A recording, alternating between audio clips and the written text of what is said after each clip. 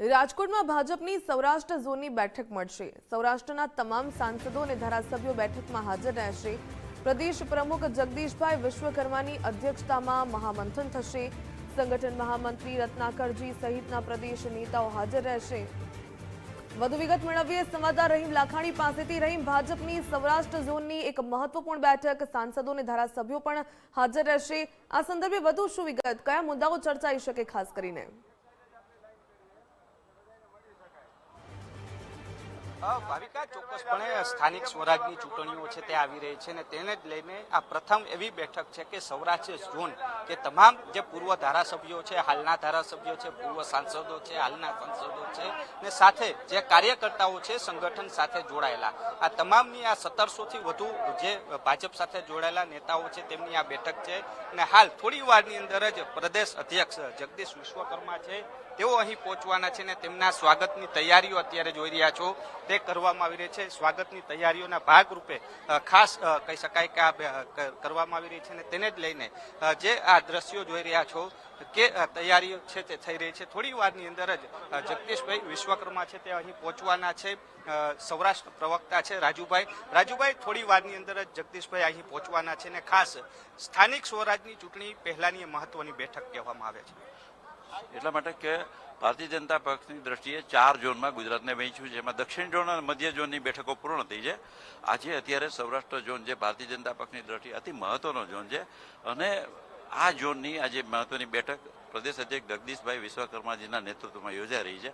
આ બેઠકમાં પ્રદેશ સંગઠન મહામંત્રી રત્નાકરજી, પ્રદેશ મહામંત્રી અનિરુદ્ધભાઈ દવે, પ્રશાંતભાઈ કોરાટ, હિતેન્દ્રસિંહ વગેરે હાજર રહેવાના છે। ગોરધનભાઈ ઝડપિયા, કુંવરજીભાઈ બાવળિયા, રાઘવજીભાઈ પટેલ, ભરતભાઈ બોગરા, ધનસુખભાઈ પટેલ, ઘણા બધા અગ્રણીઓ આવી ચૂક્યા છે।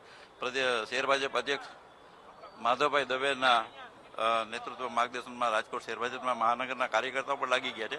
આ બેઠક ભારતીય જનતા પક્ષની દ્રષ્ટિએ ખૂબ મહત્વની બેઠક છે અને આ બેઠક આવનારા દિવસોમાં ભારતીય જનતા પક્ષના કાર્યકર્તાઓ સરકારની વાત લઈ અને લોકો સમક્ષ જશે, એક સેતુ બની અને આ બેઠકનું ફળ ભારતીય જનતા પક્ષને મળશે। સૌરાષ્ટ્ર આજે વડાપ્રધાન નરેન્દ્રભાઈ મોદી પર રાજકોટથી જ લડેલા, રાજકોટનું અને સૌરાષ્ટ્રનું એક આગવું મહત્વ છે અને એ આગવા મહત્વના પરિપાક સ્વરૂપે આજે આ મહત્વની બેઠક યોજાઈ રહી છે। મહત્વની બેઠક છે તે ગણવામાં આવી રહી છે। સાથે આ દ્રશ્યો જોઈ રહ્યા છો જે થોડી વારની અંદર જ પ્રદેશ અધ્યક્ષ છે તે પહોંચવાના છે। સાથે સૌરાષ્ટ્ર ઝોનના જેની જવાબદારી છે અનિરુદ્ધભાઈ દવે તેઓ પણ અહીં છે, આપણે તેમની સાથે પણ વાત કરવાનો પ્રયાસ કરશું। અનિરુદ્ધભાઈ, આ બેઠક સ્થાનિક સ્વરાજ ચૂંટણી પહેલાની મહત્વની બેઠક, કારણ કે જે સરકારની વાતોને લઈ અને ઘરે ઘરે જવાની વાત છે। ભારતીય જનતા પાર્ટી યોજનાકીય રીતે કામ કરતી હોય છે, એમાં આખા સમગ્ર ગુજરાતની અંદર માનનીય પ્રમુખ સાહેબના નેતૃત્વની અંદર 4 ઝોનમાં બેઠક થવાની છે। એ પૈકી સુરત ઝોનમાં એટલે કે દક્ષિણ ઝોનમાં થઈ ગઈ, વડોદરા એટલે મધ્ય ઝોનમાં થઈ ગઈ, આજે સૌરાષ્ટ્ર ઝોનનું એટલે કે રાજકોટમાં બેઠક થઈ રહી છે અને આવનારા દિવસોમાં 2 દિવસમાં ઉત્તર ઝોનનું કર્ણાવતીમાં થવાની છે। એટલે એ પૈકી આજની બેઠક છે। કાર્યકર્તાઓ સમગ્ર ઝોનમાંથી આવ્યા છે અને ખૂબ ઉત્સાહ અને આનંદ છે અને એ ઉત્સાહ અને આનંદને લઈને કાર્યકર્તા પોતે માર્ગદર્શનનું ભાથું લઈને જશે।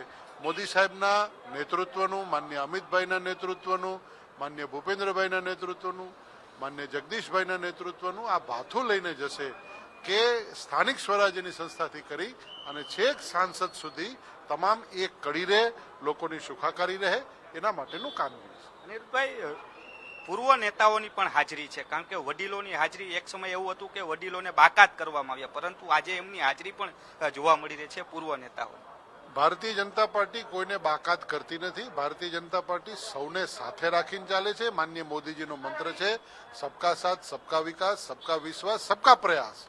એ ભાવ સાથે ભારતીય જનતા પાર્ટી વડીલોનું માર્ગદર્શન, યુવાઓનું ઘડતર, આજે તમે જોઈ શકો છો કે અનેક માજી પ્રમુખો, માજી સાંસદ, માજી મેયર, આ બધા આવી રહ્યા છે અને એમના નેતૃત્વમાં યુવાનોનું ઘડતર થઈ રહ્યું છે અને ભારતીય જનતા પાર્ટી 2047ના વિઝનમાં મોદી સાહેબના નેતૃત્વમાં ચાલે છે એ પ્રકારે કામ કરી રહી છે।